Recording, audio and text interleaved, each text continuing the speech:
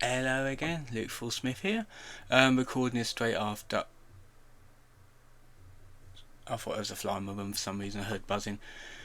I'm recording this straight after the weekly recap that I did on Sunday, but this will be released early Monday afternoon on obviously Monday today.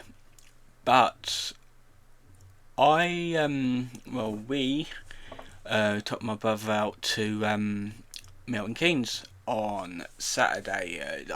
The reason why I'm doing this review is because he was not allowed to vlog or anything there or stuff like that. So I'm just doing like a webcam review on it. To Milton Keynes to see the National Film and Sci-Fi Museum. I thought it was going to be like one room. It was actually like gifted to us, but it was actually bigger than I thought. Um, it was basically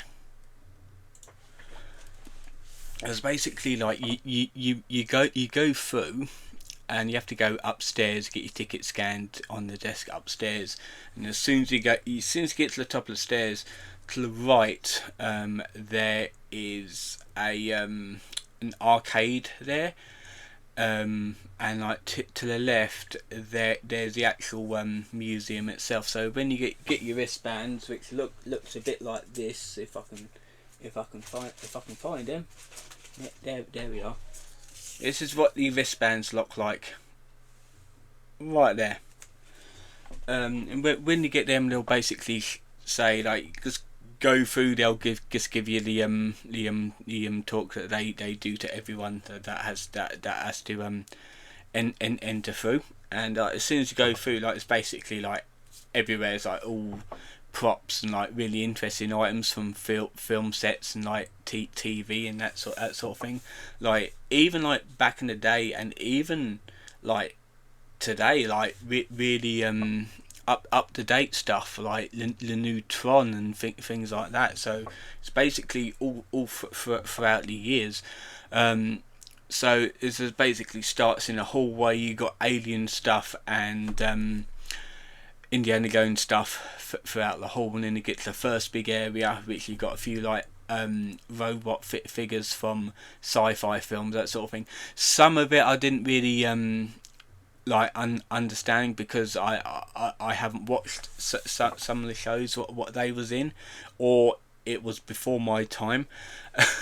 But I've read up on them. It was a bit actually really interesting to see, and like really interesting to see that obviously back in the day when CGI wasn't a big thing, they actually used props and things like that instead of making it with CGI that they do nowadays. So when films used to be proper films, in other words, and TV shows, there was also some like statues as well as like costumes for like Labyrinth and like Mars Attacks and that sort of thing, which like throughout, if you see like selfie points, then you can like take a picture of yourself next to something that it advertises it as.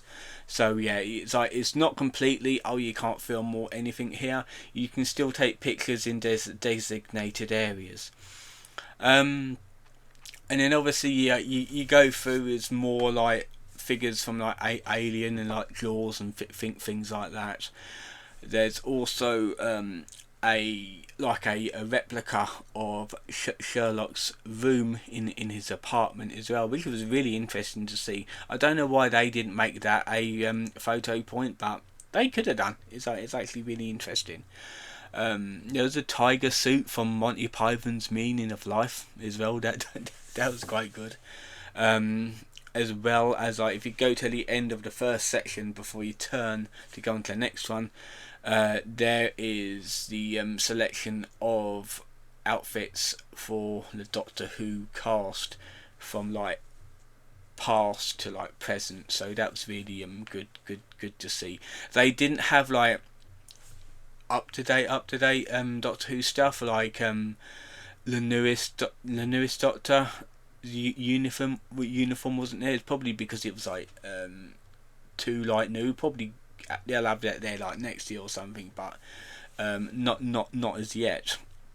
And then you go through into the into the next area from that, and there's like outfits from the 90s films of Adam's Family. There was like Battlestar Galactica. There was Stargate SG-1 props and things there. It's like really good.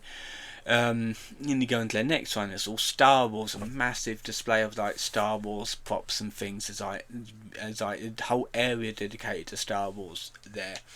Then you get like little cabinets like of swords from like Lord of the Rings and other fantasy shows as well. You got like a cabinet full of Terminator memorabilia and props and things. What they use, even like live casts of people's faces before they like use that gel stuff to like make like molds of, so for when they want to like do like facial damage and things and not harm people doing it. The actual like photo points were like really good as well. To be fair, I should have done this as a slideshow, but go on my Instagram, you'll find them. They had the like I'll actually go through the actual photo points, or the actual photos that I've got. They had the Game of Thrones throne, not the original one. It was gonna say a replica one, but still interesting. They had, even though I can't remember the name, but I do know the film. I have seen the film. Labyrinth, like the giant brown. I want to say monster, but he wasn't a monster. I cannot remember his name. To be fair, it's been a while since I watched them films, but he was like the first one. The first photo point, they had like the ood head that you could take a picture with from the newer, the new-ish Doctor Who films. They also had a statue of Sully from Monsters Inc. They had a band, the band from like from the Jim Henson workshop, you know, like the animal playing the drums, that sort of thing, like the Muppets. There we are. They also had like costumes from like Harry Potter, that sort of thing, like a lot of Star Trek costumes as well.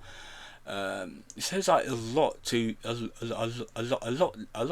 have a look at, and like the final they had a phone box there, and I can't remember what it was from, but that was a photo point as well.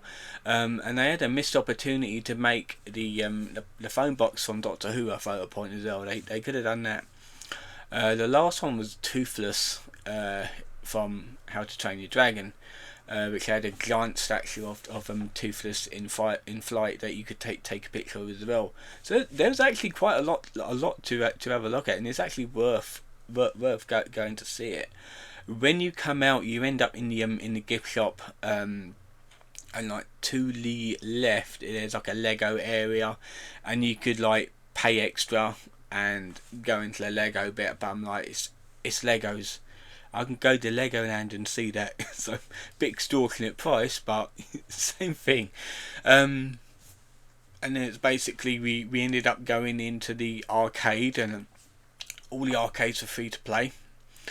And it was all like, you know, the old arcades, like the old like shooter arcades, that sort of thing. They didn't have any like new stuff. It was all like the old fashioned one, not the old ones like the penny arcades. This is basically like shooting with a joystick, or like old driving games, that sort of thing. There was all like free to play. There was some that were pay to play, but we just played some of the free ones.